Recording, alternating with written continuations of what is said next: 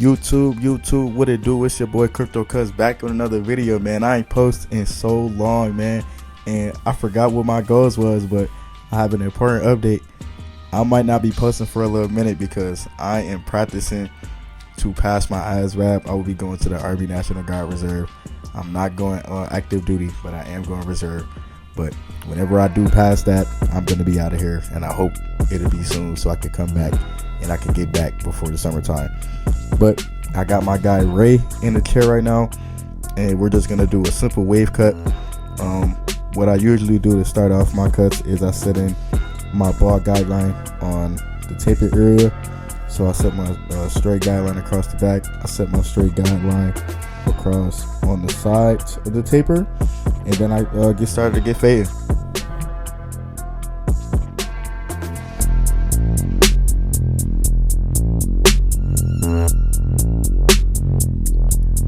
Alright, now I have my detachable clipper. I have my 2-blade on. This is an exact 2.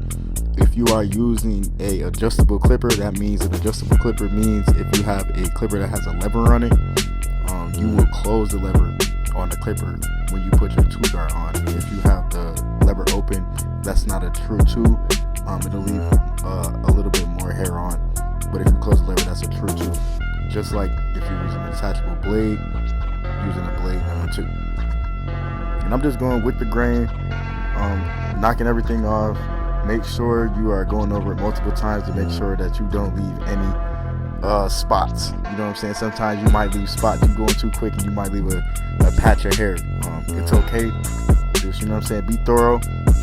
Take your time. And you'll be good. Just make sure you go with the wave pattern. Now, Ray isn't a hardcore wave or anything. You see he does have the waves, but he ain't 360. You know what I'm saying? He ain't 360, but he got waves. Alright? He got waves. You know what I'm saying? Don't diminish his waves. But now my taper steps are always going to be the same. Sometimes I might switch it up, but they're really just the same. I go up with my lever open. I go up about a 1/2 inch. I have my 1 guard. Let me see real quick.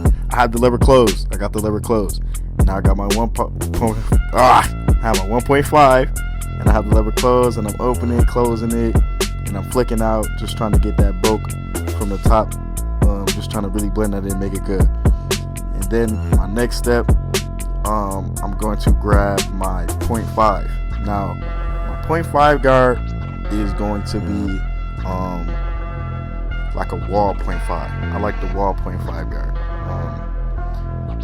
I have this regular Babyliss 0.5 guard on right now, as you can see, but like it gets the job done, but it don't get the job done. If y'all know what I mean, y'all know what I mean. Like it's not gonna do the same as the wall 0.5. It don't put in that work. I feel like the 0.5 guard is dang near a 1 at that point. You see me switch it.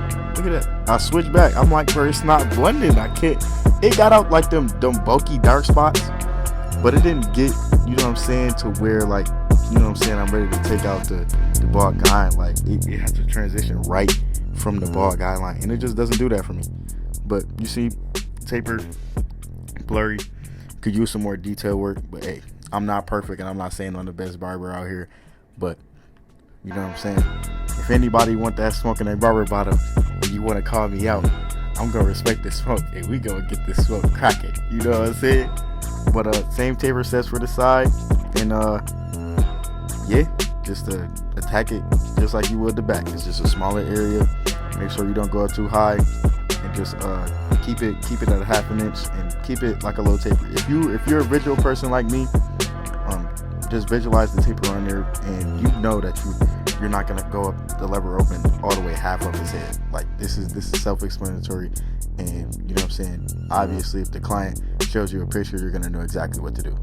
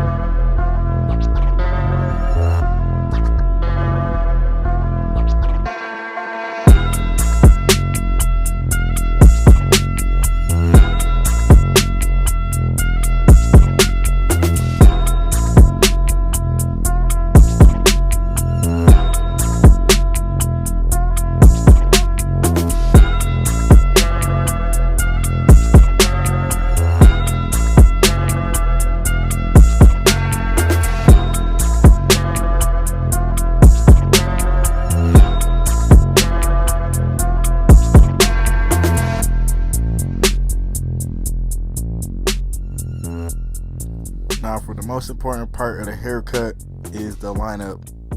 I swear I would rather have a trash fade and a crispy lineup. I would rather have a trash fade and a crispy lineup. We can argue this in the comments.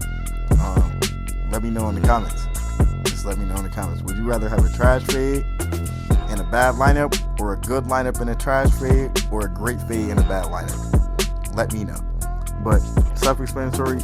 Don't push it back. For some instances, you can push it back, but for the most part, don't push it back. When I get to the front line, I do push it back a little bit because he is light in the corners. Now I could have went with a higher guard on his corners just to keep it, you know what I'm saying, that spot, you know what I'm saying, higher. But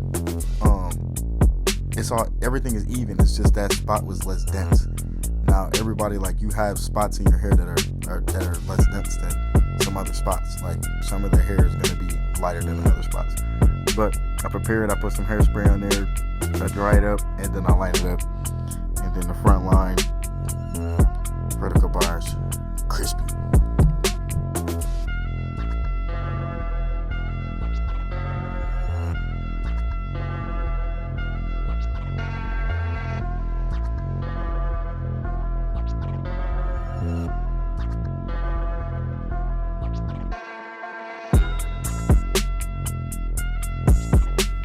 And one of the whole points for putting a hairspray on the lineup is just to freeze the hair. I think it's kind of common sense that why I'm putting the hairspray on there.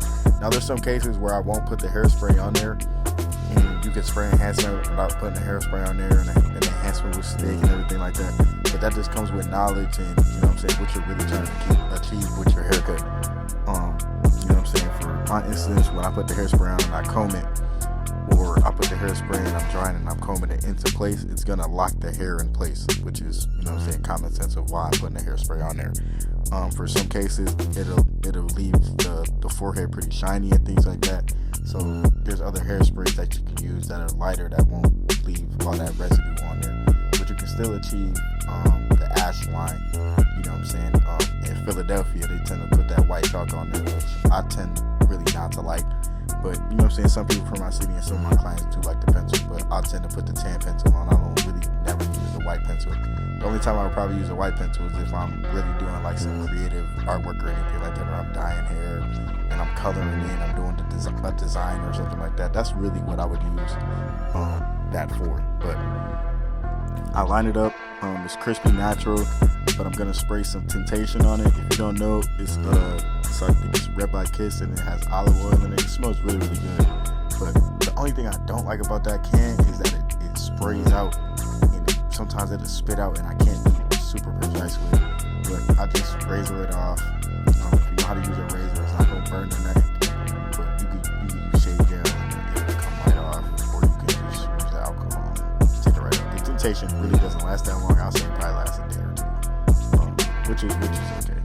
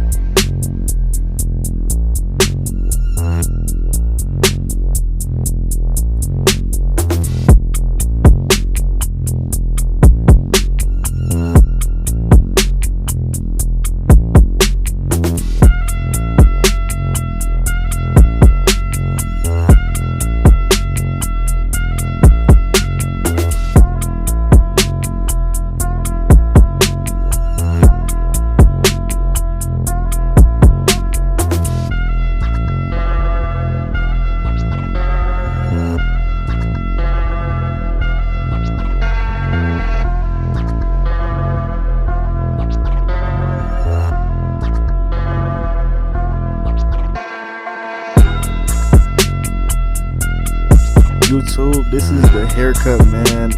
Ray, please come back.